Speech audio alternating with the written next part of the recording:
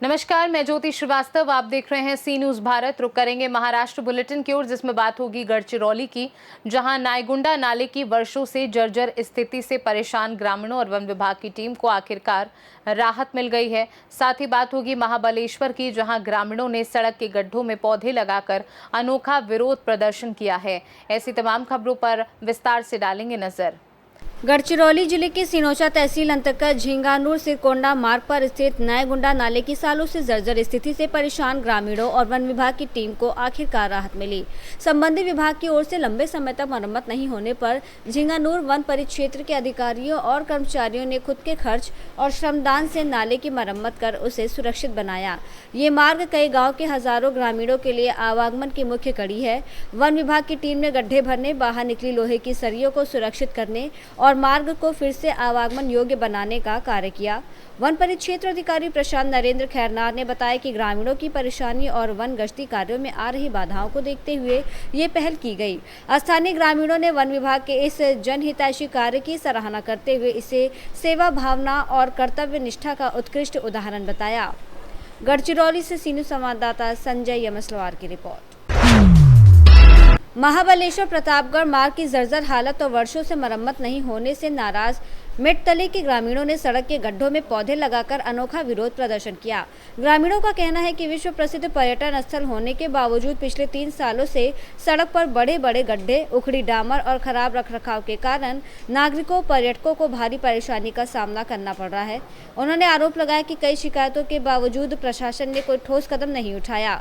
ग्रामीणों ने सार्वजनिक निर्माण विभाग और संबंधित प्रशासन से सड़क की तत्काल मरम्मत, गड्ढों को अस्थायी रूप से भरने, आवश्यक स्थानों पर डिवाइडर और साइड पट्टियां बनाने की मांग की है। साथ ही चेतावनी दी है कि मांगे पूरी नहीं होने पर आंदोलन को और तेज किया जाएगा।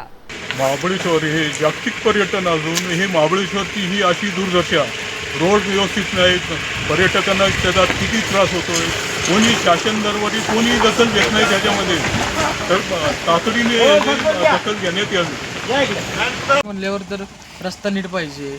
रस्त्यात खड्डे केवढा आहे ती तुम्ही आता बघताय, ती झाड लावण्यासारखा खड्डा पडलाय तो। परवा येताना अंधार होता, धुकू होती, त्यात काहीच कळलं नाही। खड्डा माणसं असतील गाडीत, पोरं असते, ती केवढं निंबार लागतो खड्डा। ठिकाणी उभे तर महानाक्याचा परिसर आहे, बाजूला ते अप्सर हॉटेल आहे। गेली 3 वर्षापासून या ठिकाणी हे जे खड्डे पडलेले आहेत, या खड्ड्याची कुठल्याही प्रकारची दखल PWDचे साहेब घेत नाहीत। आता आपण पाठीमागच्या साईडला बघतो, हे कॉन्क्रीटीकरण गेल्या वर्षी पावसामध्ये या ठिकाणी हे कॉन्क्रीट टाकलं होतं, पण त्याच्यानंतर वर्षभर झालं या खड्ड्यामध्ये कुठल्याही प्रकारचा मलबा किंवा या ठिकाणी डांबरीकरण झालेले नाही। हा महाबळेश्वर ते प्रतापगड हा 22 किलोमीटरचा घाट आहे आणि या घाटामध्ये अनेक पर्यटक येथून ये जा करत असतात। या रोडवरती कुठल्या प्रकारचं डिवायडर नाही, साईड पट्टे नाहीत। अशा प्रकारची ही शासनाची गचाळ कारकीर्द आपल्याला समोर दिसून येते आणि या ठिकाणी लाखो रुपयाचा पर्यटक करतात, पण आत्ता असणारे हे खड्डे हे नगरपालिकेच्या हद्दीमध्ये येत असतात, पण नगरपालिका या ठिकाणी कुठल्या प्रकारची दखल घेत नाहीत। पर्यटनाला एवढं सांगणं, जर तुम्ही पर्यटकांना चांगली सुविधा दिली तरच महाबळेश्वरचं पर्यटन वाढणार आहे, त्याच्यावरती भर पडणार आहे। शासनाने याकडे तातडीने लक्ष देऊन या ठिकाणी जे खड्डे पडलेले त्याची लवकरात लवकर भरून घ्यावी। हे महाबळेश्वरमधलं पर्यटन स्थळ आहे। आम्ही मेटतळे गावामध्ये नेहमी ये जा आमचा असतो। हे आम्ही 3 वर्षापासून हे खड्ड्याचं आम्ही हे अवेअर असतो, आम्ही जातो, बाईकवर जातो, ह्याच्यावर जातो। उद्या ह्यामध्ये काही जीवितहानी झाली तर ह्याला प्रशासन जबाबदार आहे का? त्या रोडवर मेटतळे ते महाबळेश्वर ह्या रोडवर आज अतोनात खड्डे झालेले आहेत। रात्रीच्या पावसाच्या ह्याच्यामुळे ॲक्सिडेंट पण होत आहेत, धोका भरपूर असतं आणि अशा खड्ड्यांमुळे 2 वर्षापासून 3 वर्षापासून हे खड्डे बुजवले जात नाहीत। वेळोवेळी त्यांना सुद्धा करून सुद्धा शासन इथे जागृत नाही आहे, तरी शासनाने याची दखल घ्यावी। महाराष्ट्र सतारा से सी न्यूज संवाददाता शान परवेज डांगे की रिपोर्ट। महाराष्ट्र बुलेटिन में फिलहाल के लिए इतना ही। देश और दुनिया की बाकी खबरों को जानने के लिए आप देखते रहिए सी न्यूज भारत।